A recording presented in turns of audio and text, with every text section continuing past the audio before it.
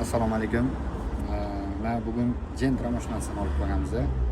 Uni tepadagi krishkasi yorilib kelgan. Gentrachilarga ma'lumot foydali. Buni krishkasiga yorilishining sababi konditsioner bilan yozda yuringlar.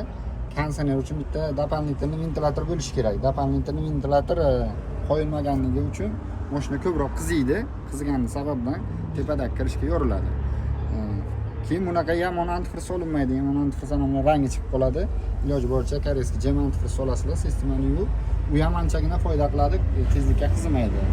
Oddiy suv 100 gradusga qaynaydi, antifriz 130 gradusga qaynaydi. Shunga nisbatan yozda ko'p qizimasdan ham yuriydi, ham yog'laydi sistemalarni. Ham sifati yaxshi bo'lsa, ko'proq qizimasdan ana shularni asraydi, pompa hamma joyini asrab turadi. Bitta ventilator qo'yib yaxshi antifriz solib, hozir krishkasini almashtirib, chiroyli qilib taxlab beramiz.